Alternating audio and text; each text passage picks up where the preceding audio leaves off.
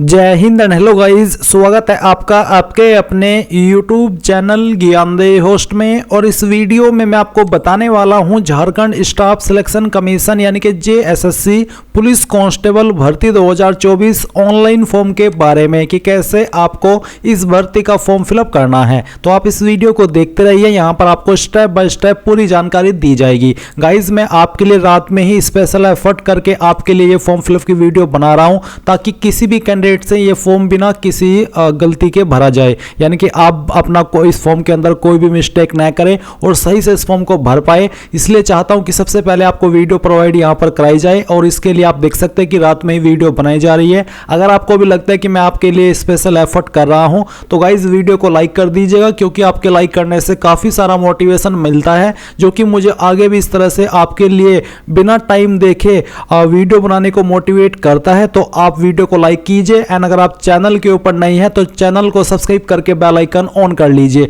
अब चलिए आपको बताता हूं एक एक करके कि कैसे आपको इस फॉर्म को भरना है। तो ये आपका अप्लाई लिंक फाइनली एक्टिवेट हो गया है। आपको यहां पर आने के लिए क्या करना होगा, आपको वीडियो के डिस्क्रिप्शन में मैंने हमारी वेबसाइट का लिंक दिया है। ये लिंक आप जैसे ही ओपन करेंगे तो आपको जानने को मिलेगा आपकी झारखंड पुलिस कांस्टेबल की 4919 पोस्ट निकाली है, जिसके फॉर्म अब आप यहां पर 21 फरवरी 2024 तक भर पाएंगे। एंड एज लिमिट भी आप यहां पर चेक कर सकते हैं। अप्लाई करने के लिए 10वीं पास की योग्यता मांगी है एंड बाकी की इन्फॉर्मेशन भी आप यहां पर चेक कर लीजिएगा। ये सभी जानकारी चेक करने के बाद में आप यहां पर अप्लाई ऑनलाइन लिंक ओपन करेंगे, देन आपके सामने ये वाला इंटरफेस आएगा। यहां पर आने के बाद में गाइज आप अप्लाई ऑनलाइन इसके ऊपर क्लिक करेंगे। इसके ऊपर क्लिक करने के बाद आपके सामने ये इंटरफेस आएगा। यहां पर आपको सबसे पहले आपका फर्स्ट नेम एंटर करना है 10th के सर्टिफिकेट के अकॉर्डिंग। फिर आपको यहां पर आपका जो लास्ट नेम है वो एंटर करना होगा। लास्ट नेम एंटर करने के बाद में आप यहां पर आपका पूरा नाम एंटर करेंगे। फिर जो भी आपकी डेट ऑफ बर्थ है वो आप यहां पर कैलेंडर के ऊपर क्लिक करके सिलेक्ट कर लेंगे। पहले आपको आपका जो ईयर है वो सिलेक्ट करना है, फिर यहां से मंथ और उसके बाद में डे, तो आपका डेट ऑफ बर्थ आ जाएगा। फिर आप यहां पर आपका फादर नेम एंटर करेंगे, फिर आपको आपकी मदर का नेम एंटर करना है। इसके बाद में गाइज यहां पर आप आपका जेंडर सिलेक्ट कर लेंगे। फिर आपको आपका मोबाइल नंबर एंटर करना है जो कि आप रजिस्टर करना चाहते हैं। उस नंबर को दोबारा डाल करके आप यहां पर वेरीफाई कर देंगे। फिर आप यहां पर आपका आधार नंबर एंटर करेंगे जो कि देना कंपलसरी है, बिना आधार के आप यहां पर अप्लाई नहीं कर पाएंगे। फिर आप आपकी ईमेल आईडी एंटर करेंगे। वैलिड ईमेल आईडी आपको यहां पर भरनी होगी। ईमेल आईडी को दोबारा डाल करके वेरीफाई कीजिए। नेशनलिटी के अंदर आप यहां पर इंडियन सेलेक्ट कर लेंगे। फिर आता है विजिबल आइडेंटिफिकेशन मार्क फर्स्ट, यानी कि आपकी बॉडी के ऊपर वो निशान जिससे आपकी बॉडी की पहचान होती है। तो जहां पर भी आपकी बॉडी के ऊपर परमानेंट मार्क है आप उसके बारे में लिखेंगे। अगर आपकी बॉडी के ऊपर ढूंढने के बाद में कोई निशान नहीं मिलता तो आप यहां पर नो मार्क लिख सकते हैं। एंड अगर आपकी बॉडी के ऊपर एक से ज्यादा मार्क है परमानेंट विजिबल तो वो आप यहां पर लिखेंगे, नहीं तो आप इसको खाली छोड़ सकते हैं। फिर आते हैं ऑप्शन फॉर लैंग्वेज पेपर 2, तो जो आपका लैंग्वेज पेपर 2 है उसके लिए आप किस लैंग्वेज को सिलेक्ट करना चाहते हैं जिसमें कि आपको वो देना है, वो एक लैंग्वेज आप यहां पर सिलेक्ट कर लेंगे। फिर आपको बताना है कि आप मैरिड है, अनमैरिड है या फिर अदर आपका स्टेटस है। तो मैं अनमैरिड हूं, मैं यहां पर इसको सिलेक्ट कर लेता हूं। अब आती है अदर इन्फॉर्मेशन, जहां पर है वैकेंसी टाइप, तो आपको सिलेक्ट के ऊपर क्लिक करके बताना है कि आप रेगुलर वैकेंसी के अंदर अप्लाई कर रहे हैं या फिर बैकलॉग या फिर दोनों।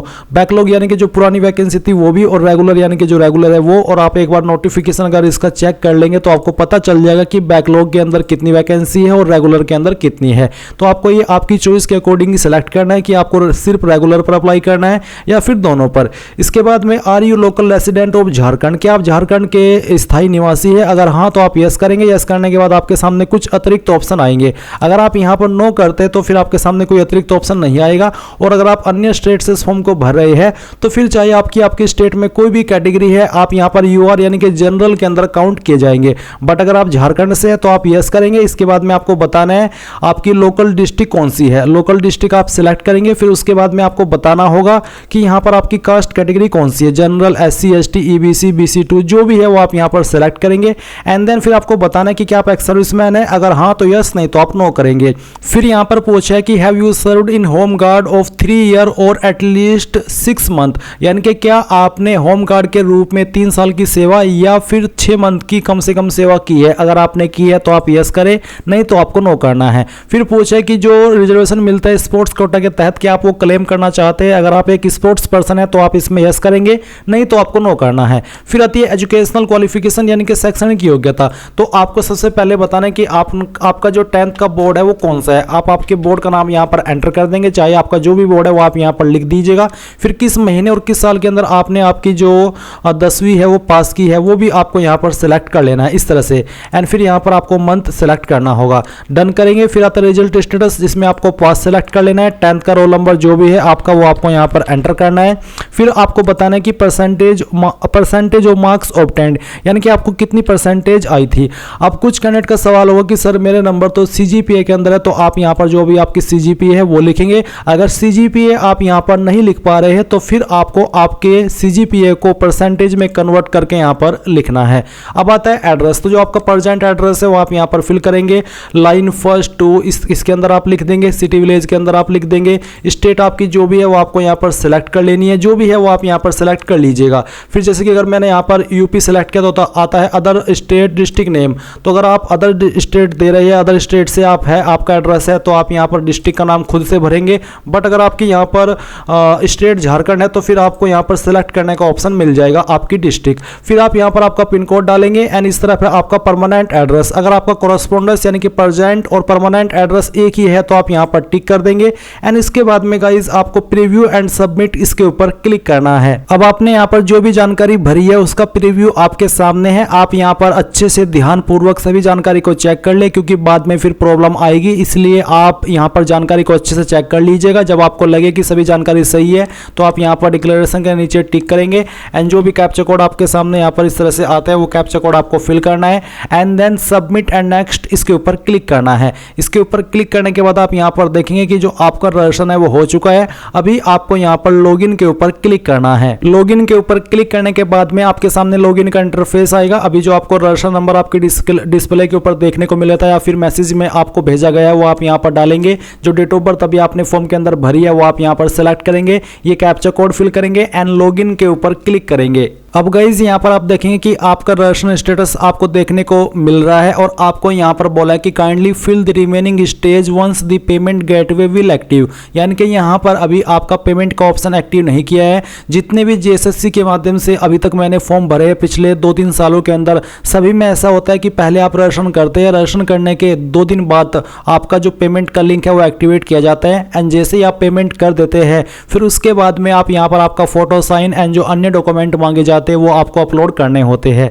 इसलिए गाइज ये वीडियो आपकी पार्ट 1 के रूप में काउंट होगी।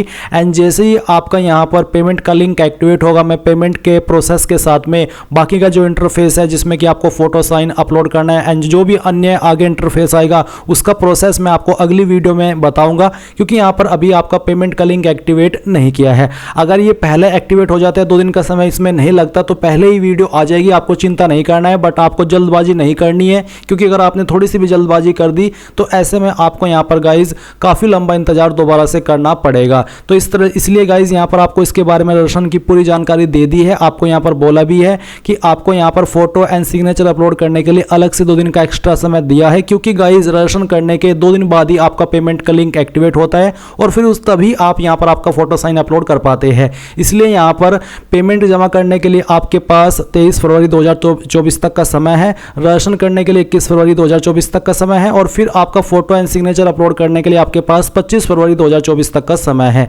इसलिए गाइज आप जल्दबाजी मत कीजिए। जैसे ही आपका यहाँ पर पेमेंट का लिंक एक्टिवेट होगा आपको तो पार्ट 2 की वीडियो मिल जाएगी। अभी के लिए आप इस वीडियो से आपका रजिस्ट्रेशन कर लीजिए। कोई सवाल डाउट हो, कोई प्रॉब्लम आ रही हो, कमेंट के माध्यम से पूछ लीजिएगा। और अगर आपने अभी तक भी वीडियो को लाइक नहीं किया यार तो फटाफट से वीडियो को लाइक कर दो एंड चैनल को सब्सक्राइब करके बेल आइकन ऑन कर लो, क्योंकि गाइज मैं आपके लिए यहाँ पर यार रात में ही वीडियो बना रहा हूँ, तो थोड़ा तो इस बारे में सोचिए कि मैं आपके लिए इतना कर रहा हूँ, तो आप एक लाइक तो कर ही सकते हैं, क्योंकि उससे मुझे कुछ नहीं मिलता, बस मोटिवेशन मिलता है और जो कि मेरे लिए काफ़ी सब चीज़ों से बढ़कर है। इसलिए कर दीजिएगा, हो सके तो, बाकी आपकी मर्जी है। थैंक्स फॉर वॉचिंग एंड मेरी तरफ से गुड नाइट।